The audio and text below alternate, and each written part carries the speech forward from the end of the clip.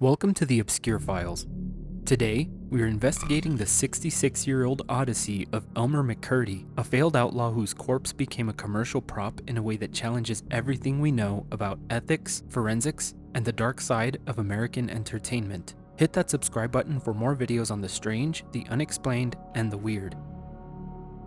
It was December 8, 1976 in Long Beach, California. The crew of the hit TV show The $6 Million Man is filming an episode called Carnival of Spies at the New Pike amusement park. They are inside the Laff in the Dark funhouse, a classic creaky spook ride filled with mechanical ghosts and cheap props. In the corner, hanging from a gallows, is a bright day-glow orange mummy. The art director thinks it looks a bit out of place, so he reaches out to move the dummy. The arm breaks off in his hand. But there's no plastic, there's no straw. Instead, he sees a human bone, dried muscle fibers, and a very real layer of skin. It wasn't a prop. It was a real human body. To understand how a man ends up as a neon orange funhouse prop, we have to go back to January 1st, 1880. Elmer McCurdy didn't start as a criminal, he started as a victim of a family lie. He was the illegitimate child of a 17-year-old girl named Sadie. Because of the social stigma of the time, Elmer's aunt and uncle raised him, pretending they were his biological parents. It wasn't until his father died of tuberculosis in 1890 that his mother told him the truth. Historians point to this moment as the fracture. Elmer became rebellious and turned to alcohol to numb the resentment. He actually had a talent for plumbing, but the late 1890s economy crashed, and when his mother died in 1900, Elmer lost his anchor. He began drifting through the Northeast, a lonely laborer struggling with an escalating dependency on the bottle. In 1907, Elmer joined the U.S. Army.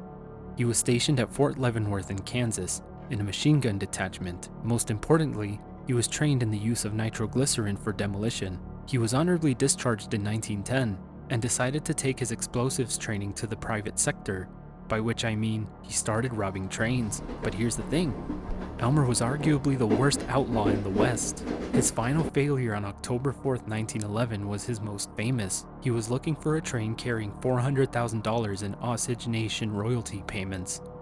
He misread the schedule and stopped the local passenger train instead. He walked away with $46, 2 jugs of whiskey, a watch, and a coat. He retreated to a friend's ranch in the Osage Hills to drink his stolen whiskey. He didn't know he was dying anyway.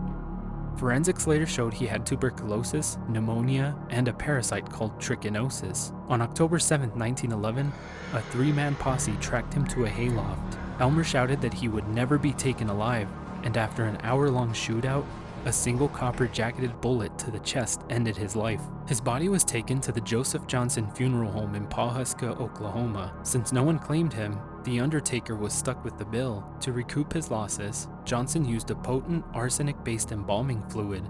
This didn't just preserve Elmer, it petrified him. His skin turned to leather, and his body became toxic to decay. Johnson stood the corpse in a corner, put a rifle in its hand, and called him the Embalmed Bandit. He charged visitors 5 cents to see him. People would drop nickels into Elmer's open mouth, which the undertaker would periodically empty out like a piggy bank. In 1916, 2 brothers named James and Charles Patterson showed up. They claimed they were Elmer's long-lost kin and wanted to give him a proper burial.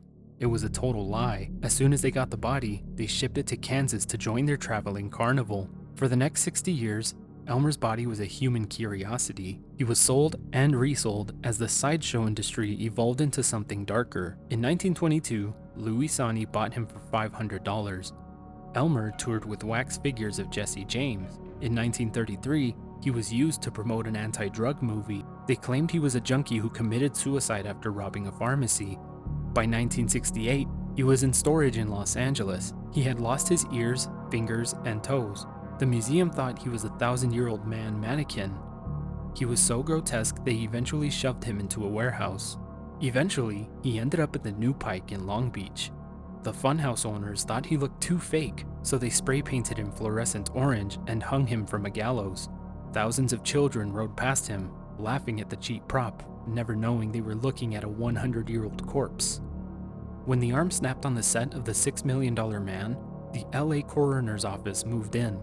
Dr. Thomas Noguchi and his team faced the bizarre challenge. Who was this man? An autopsy was performed, and this is what they revealed. Upon examining the corpse, they revealed that there was high arsenic levels, confirming he was embalmed in the early 1910s. A gas check confirmed that a copper bullet was found in his chest, and it was used between 1905 and 1940. They pulled a 1924 penny and a ticket stub from Louis Sani's Museum of Crime out of the mummy's mouth. Finally, a forensic anthropologist, Clyde Snow, used a technique called radiographic superimposition. He took x-rays of the skull and lined them up perfectly with a 1911 post-mortem photo of Elmer. The anatomical contours, the ridges of the eyes, the gaps in the teeth, were a perfect match. Elmer McCurdy had finally been found.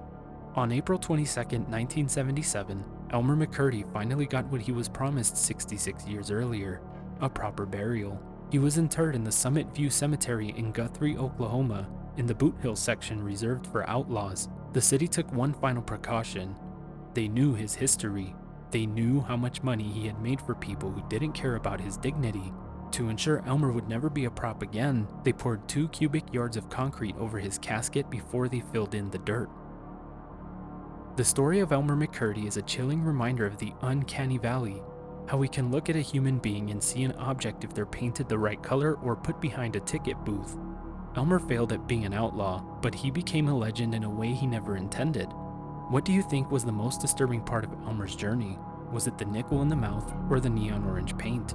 Let me know in the comments below. And if you want more videos on the strange, the unexplained, and the weird, make sure to hit that subscribe button and turn on notifications for this channel. Thanks for watching this video, and I'll see you guys on the next one.